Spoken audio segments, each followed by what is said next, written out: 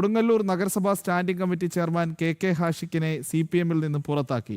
Standing committee chairman സ്ഥാനവും സഹകരണ സംഘം പ്രസിഡന്റ് സ്ഥാനവും ഒഴിയാൻ നിർദ്ദേശം നൽകിയിട്ടുണ്ട്. ഹാഷിക്കിനെതിരെ ഉയർന്ന ആരോപണങ്ങൾക്ക് പിന്നാലെയാണ് നടപടി.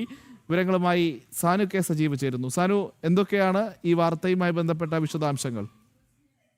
പ്രജിത്തെ, കെ ഹാഷിക്ക് നിലവിൽ കൊടുങ്ങല്ലൂർ നഗരസഭയിലെ വിദ്യാഭ്യാസ സ്റ്റാൻഡിംഗ് കമ്മിറ്റി ചെയർമാനാണ്.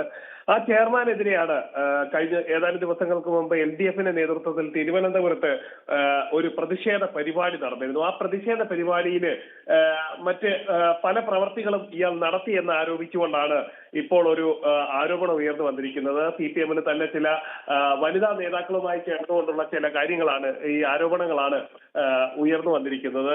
ആ ഉയർന്ന പശ്ചാത്തലത്തിൽ ആ പരാതി ഉയർന്നു വന്ന ആ പരാതിക്കൊപ്പമുള്ള ചില യുവതികളുടെ ബന്ധുക്കളടക്കം ഈ കെ ഹാഷിമിനെ തിരുവനന്തപുരത്ത് വെച്ച് തന്നെ മർദ്ദിക്കുകയും ചെയ്തിരുന്നു. ഒപ്പം തന്നെ ഈ യുവതിയുടെ ബന്ധുക്കളും ഒപ്പം തന്നെ CPI നേതാക്കള്, CPIയുടെ കൊടുങ്ങല്ലൂരിൽ നിന്നുള്ള പ്രാദേശിക പ്രവർത്തകരടക്കം ഈ ഹാഷിമിനെതിരെ കായികപരമായിട്ട് നേരിട്ടു എന്നാണ് നമുക്ക് മനസ്സിലാക്കാൻ സാധിക്കുന്നത്.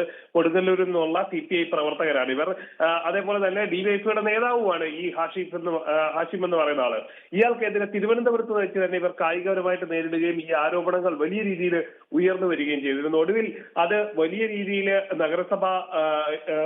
കൊടുങ്ങല്ലൂർ നഗരസഭയിലെ ഭരണകക്ഷിയായിട്ടുള്ള LDF-നെയും അതേപോലെ തന്നെ പ്രാദേശിക നേതൃത്വത്തെയും CPM-ന്റെ പ്രാദേശിക നേതൃത്വത്തെ അടക്കം പിടിച്ചു കുലുക്കുന്ന നിലയിൽ ഈ ആരോപണം വളർന്നതിന്റെ പശ്ചാത്തലത്തിലാണ് ഇയാളെ ഇപ്പോൾ മുഖം രക്ഷിക്കുന്നതിന് വേണ്ടിയിട്ട് CPM-ൽ നിന്ന് പുറത്താക്കിയിട്ടുള്ളത്.